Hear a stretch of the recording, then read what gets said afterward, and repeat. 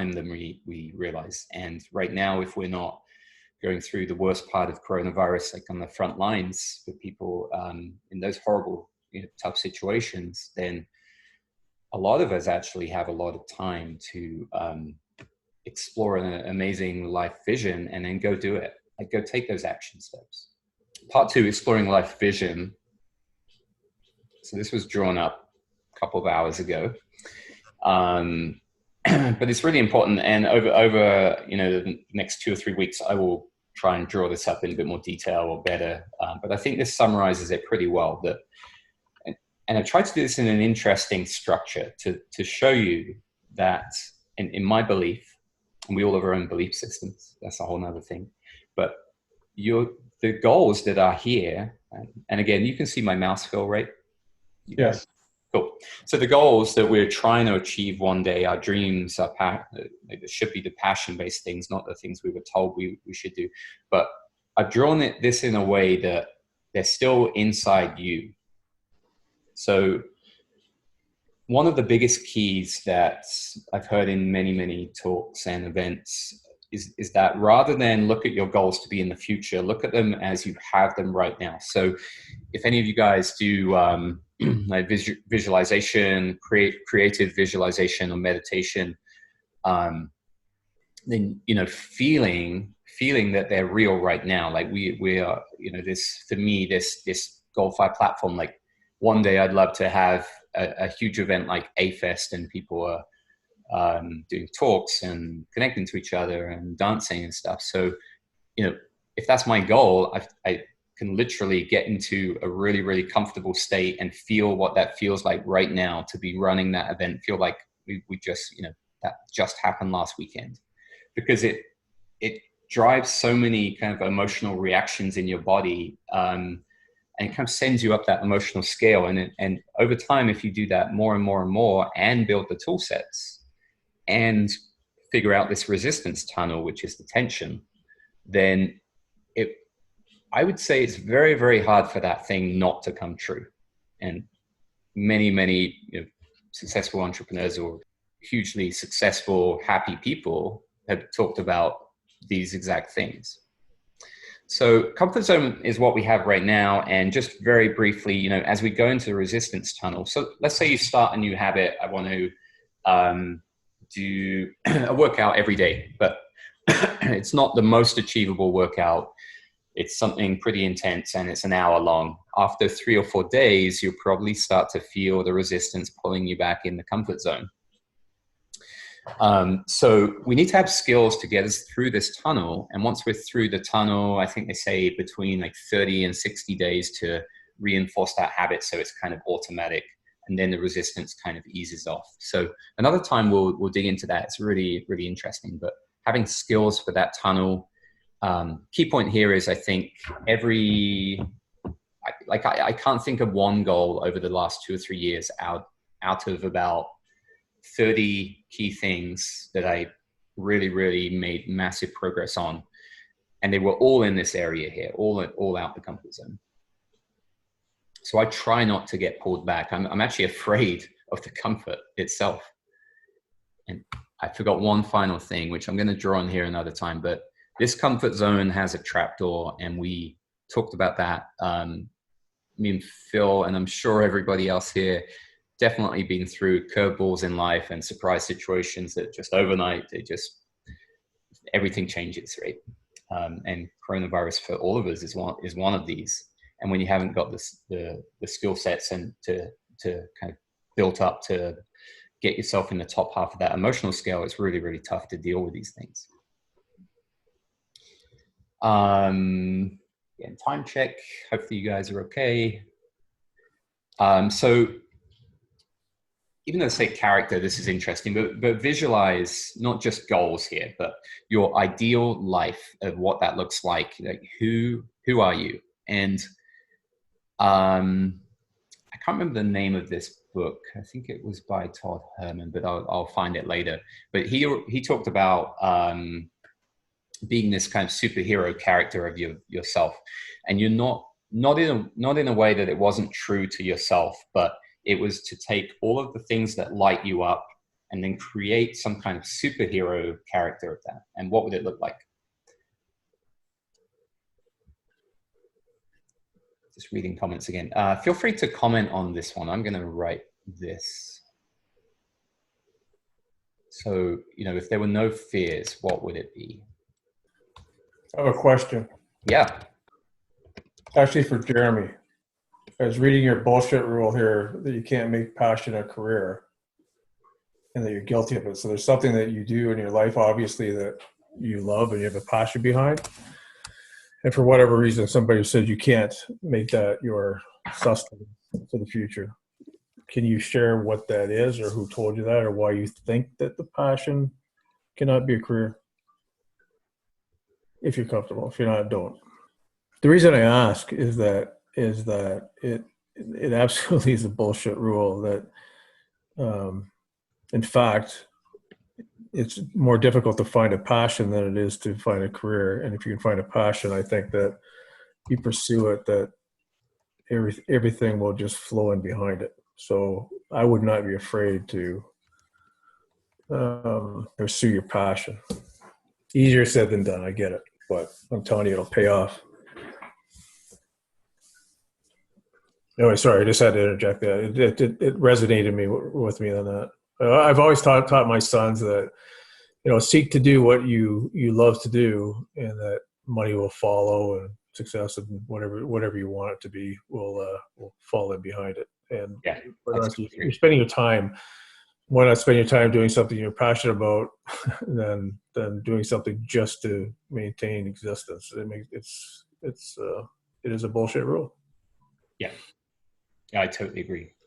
And I think the more you follow the things that you're passionate about, then and just opportunities, doors will open. Love will probably come out of nowhere. Relationships just come out of nowhere. I don't believe you have to, have this kind of needy, wanty, kind of needing, relationship desperately. I think it's, get ourselves into that state of feeling amazing and chasing our dreams, and then naturally you'll be in the environments then that will attract very. So I wrote, I guess seeing this Goldfire thing grow for me, so I'd have to be the best version of myself to be able to turn that into events where we, I had this dream a long time ago actually for when Goldfire was called something else, that I would spend each one of my days of just traveling around, flying to places, traveling around to see people achieve like their key moments and their key goals. So, let's say someone dreamed of doing a bungee jump one day, or whatever it was, one of their most passionate moments, and to travel around and go and experience like just watching that happen. So, events. Try and see people grow and see people gain courage, and then spread it to other people with that cycle. That some kind of character in that role would be beautiful. And this is still an extension of the same question. What would you be and feel if you took all of the blocks and the fears away? So as you're kind of going through, if you look into kind of creative visualization, and you really, really start, and meditation, and you really start feeling this vision that you're trying to create. And they always talk about not ever a logical, like, here's the tick box of what my vision is, but a feeling like where you can literally get the goosebumps from it. That's what we're aiming for. And then after you get the goosebumps from it, then basically journal out the exact description that you're feeling, because that's the one that lights you up. And when you're doing this, then really focus on, be aware of the fears and the blocks, but just put them aside a minute to visualize if there weren't any fears or blocks. What would it feel like? So an exercise for later, especially if you're not sure, for many of us, we're not sure on a clear vision or even clear goals. I'm going to post a podcast link that talks more about this in detail from a company called Story Brand. I think it's Don Miller, I think, but they had a really good podcast episode which was based around this, and they talked about just start exploring being curious around things that light you up, and things that you're curious about. So for me, one of those things was the dancing, right? And I got to 40 and terrible, like zero dancing ability. I remember so many times, even at my own wedding, like that being like a crazy uncomfortable experience, knowing that I had no choice, but I had to get up there on the dance floor, right? And then I got to this stage, out of my relationship, and I said, I'm going to do it. So I went and turned up and did that first class, and it realized, because I was curious about it, and then it lit me up. And I was literally talking to Kate in our group, Kate's amazing. She's going to be speaking on Tuesday. We're literally talking about this dancing subject last night, and how it's beyond that. It kind of, you see the amount of happiness in that environment. So it's more about incredible environments, and dancing is one of them. So that was one curious thing that I explored. And now it's, I can't tell you how many smiles, laughs, like feelings of having an amazing time. Like it's almost endless, and it will continue to be one of my things. And I'm still terrible at it, Phil. I'm still terrible. But this is an example of being curious. You never know what it can open up. So if you haven't got the goals, I would say explore that kind of stuff. One of the books I'm reading right now, which I love, and I am going to post it, a friend sent it to me actually, and it's called The Desire Map. And it was the first time that I realized that goals are not just goals, but they're really about the feelings underneath goals. So why don't we, as a group, I'm sure the girls would have maybe some different core emotions to some of ours, maybe. But I'm going to share mine in the chat right now, of what core emotions really, are behind most of your goals. And when you think of that character, that kind of superhero character behind your goals, what's the core feelings? So for me, I think confident is a requirement. I would like to feel confident. Freedom. So I've got free there. Free is big for me. And I've noticed a lot more freedom coming in, the less rules I have, the less bullshit rules that I have. And the more I don't worry about what people think, it creates freedom. So I'm going to write down confident and freedom. Feel free to jump in the chat if you're still awake. It's a long one, but I'm enjoying it. Cool. Thank you, guys. Appreciate you hanging on. I wrote down unfuckwithable because that's come up many times. I think I've heard that many times in Mind Valley talks, and it really stuck with me. It's not about resisting, anything that tries to attack you. It's not about ignoring any kind of threat or anyone that says terrible things about you. It's not about ignoring it. It's about having the skill set to use your breath, I guess, is number one, but being able to deal with threats, and being able to still somehow turn yourself like through your own choice back into courage, back into the top half of that emotional scale. So when we're not unfuckwithable, that means that we're so impacted and reacted by everything that goes on around us, which happens to so many of us, especially the media, or people just randomly annoy us for some reason, and building up the skill sets around that. So that's one of mine too. I agree with you guys as well. Peace is massive. I think there's a way of even taking a really tough situation in life and turning it into peace. And emotional release, I think, is one of the keys to that. So rethink your goals, and if you need to, obviously, just make sure that they come from you and from inside you in as a feeling, rather than they were taught to you. And if you were told you had to do a certain thing and be a certain way and climb a certain ladder, and you're still feeling your own resistance against that, the worst thing I think you can do is chase a goal that really isn't yours. I think you spend so much time towards that, and one day you'll get there and feel, geez, what did I just spent so much time in the wrong direction. That's probably one of the worst thing you can do, is have bad goals. Also I would really recommend kind of balancing goals across many different areas of your life, kind of filling them all of the cups up to create this balance. I wouldn't go all out on one particular goal of being an entrepreneur and sacrificing connections with others and family and friends, or your finances. That something that will burn you if the balance is off. Then look at your goals once you kind of nailed them down to real goals, and just confirm, are they inside your comfort zone or are they outside, just to prove to ourselves. So for mine that I've written down about running events one day to help people grow and create a platform that can help people be their best selves. Completely out of my comfort zone. This is right now. This is not what I was expecting to be doing right now. Hey, Mike, go ahead.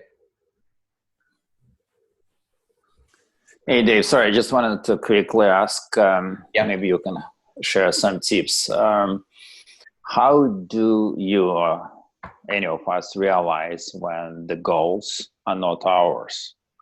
Like, I sometimes don't know. It feels like it's a good goal. It's a worthy goal. It's a good pursuit, but is it really my passion? Is it not? Like, any tips that you can share? Initially, what comes to me is if it lights you up on the inside. I think that's one of the biggest keys. So even if someone else said, can you follow this path and do this, I think it would be amazing for you, and you went for it. If the idea and the vision, like when you really visualize it, if that lights you up, then I think that's a great indicator you're on the right track. But I think even if the goals are yours or not yours, then also just be very conscious on the journey towards them. Are they continuing to have that same feeling for you? Things will get hard work. Like during this journey to create this stuff, at times I feel exhausted and it's hard work. But so I guess emotional awareness is key to just really keep an eye on that feeling of, is it still lighting you up? Is the end goal still feels like a huge passion to you inside? Yeah, thank you. It definitely does. Maybe just to be more specific, like sometimes, there are really noble goals, like say fundraising events, and you give into it just to be a good citizen, but it's not really your goal. It's not really something, especially if this fundraising is not something that is near and dear to your heart. Yeah, that's a tough example, I guess. My initial thought was, if you've got that balance, I guess you could have something that isn't necessarily your fullest passion, but you feel it's very important for the world to give. Of course, it may not be something that lights you up. As long as you have enough things as well that do, I wouldn't say, I can't think of any scenario where it would feel to me like a good idea to constantly do many things that were not fulfilling. Because I think it would just come back round and kind of be a massive wake up call one day of, I'm lost. I feel lost. Where's my meaning? Where's my purpose? Dave, let's interject. You use the word purpose, and then, that's something sort of in my core now these days. And I think if your purpose is clear, all the goals that you will take on, and sometimes they're forced on you, I get that, but the goals you'll take on, you'll discard the ones that won't support or help you reach your ultimate goal or your ultimate purpose. Yeah. I believe that's true. But, there's other people that, push you along the ways. There's short-term goals you have to meet at work, and there's, relationship goals that you may have to, do things that you don't really want to. But if your ultimate goal is to have, if it feeds the purpose of long-term, I think it's okay to do. But from personal experience, I spent a lot of my time, particularly in work, selling my soul at the expense of my family and my health and my relationships and all that kind of stuff. But the good part about that, there was a realization at the end of it for me that I went, oh shit, man, what did you do? But I mean, the journey was good, but it was at a great expense. And the nice part about it at this point, though, is that now that I've discovered what I think is my purpose for now, is that it's not for naught. I didn't do it for naught. So there is benefits to have gone through what I did go through. Terrible expense to pay in some areas, but it's helped me be a much simpler approach to life than I have in the past. And I do, my attention and my priorities are now different. Right. What I'm trying to say is that, the goals get you to your goals. You have to set goals to achieve anything. There's no tools about that. But if you keep it under the umbrella of what you truly feel your purpose is at that moment, and it does change, it's just in flux at that moment, I think that some are uncomfortable, some are positive, some are negative. I think as long as that purpose is there, that's the ultimate goal in my head, that get there. Yeah, that's great. Rambled a bit there. Sorry, but I hope I'm clear. Awesome. Thank you. If I may just quickly add on a subject, Dave, promise it's not going to be too long. For me, and again, it's just for me personally, I feel the challenge comes when, we're talking in the area of human connection. If every connection, like relationship, we treat like a means to an end, then again, for myself, I recently feel a realization that we're missing an authentic human connection when we genuinely connect to another human being without, realizing, is it going to fit my purpose? Is it going to be like I said, treating it as a means to an end? And at the same time, there has to be balance, because, you still want it to be wherever you want to be. So this is where it gets challenging. Thank you. Yeah, awesome. I appreciate it. Input. I think we're actually on the connection topic. I think we'll end up having a bit of a chat or podcast situation about that. I would love to, because connection is huge. Kate's one on Tuesday would be super interesting as well. If you're around, that will be about connection as well. So moving on. So I want to keep referencing this, and thank you to the Big Whisper. I just borrowed this, so I'll make sure I at least put a link to those guys. I really want to just draw up my own copy of this, but I thought this was a really good version of it. We'll reference this a lot. Again, I won't go into the detail, but the main question here is, what could you let go of that really comes up a lot for you right now in the last, what blocks do you experience right now in this lower portion? And if there was a magic button to let go of it, and it's not that easy, but emotional release is the way, what are the things that you could let go of to live in that top half right now? So for me, and it's not about eliminating everything that comes up in the bottom. In fact, quite the opposite, because it's more about living in the top half 90% of the time would be amazing. And then, because that gives you this such core happiness, and not even a happiness, but an underlying joy and self-confidence and courage, that you feel like any negative emotion that comes up, you have this feeling like, sure, yeah, I can handle anything. Like, I can deal with it. So then you listen to everything that comes up. And that's kind of what I try and do right now. I've been doing it last week, actually, during this event, using the app here. I can feel and I see what I've got, like anxiety here. I've got frustration, and some of those frustrations were born because I'm trying to plan so much here and look after my daughter as well. And my back's been really bothering me. And then it sent me at times into that lower half. So I think the key is the self-awareness, like to know exactly kind of what is going on with you. And that's why I love this chart, because it makes it so much easier to understand what's popping up, what you can release, and what kind of direction you want to head in, which is to courage and above. That's the turning point. What 2 or 3 tiny steps can we take this week to follow your goals? So hopefully we've all been doing this. I've been doing it on my app. So I have, and you can do it on paper. I have 80 steps in 1 week so far. And by writing them down, it gives us intention. So I really see this whole like vision mapping and chasing our goals as this 2-level thing of, you know, many of us for many years, like myself for many years, we kind of play it safe. We get pulled back in that comfort zone most of the time.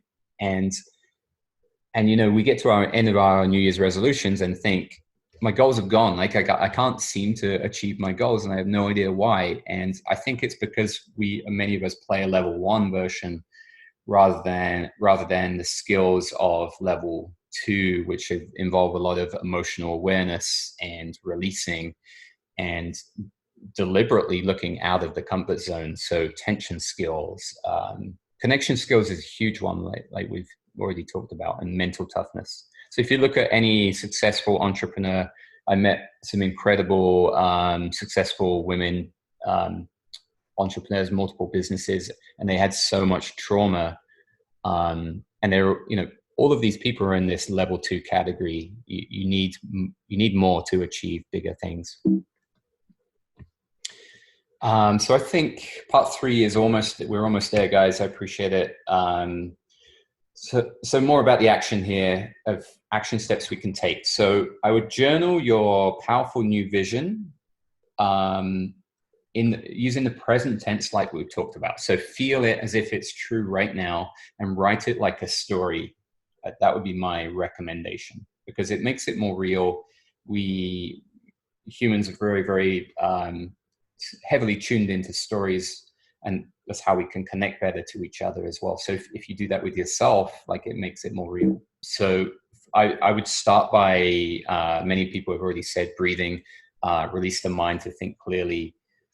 Focus on those core feelings as well. So not just your goals, but make sure underneath your goals, there's some core feelings that you're trying to achieve of, I want to feel important to my family, or, you know, someone that rejected me maybe for years. And I want to feel important. Explore your passions, you know, always focus on the things that light you up, and journal deeply. Journal deeply your mission using the words I am. So again, using the present to, as you journal things and journal your mission, use the present tense rather than one day I can be. And part 2 of the summary would be to take action steps. Your power habits and consistency are the key things.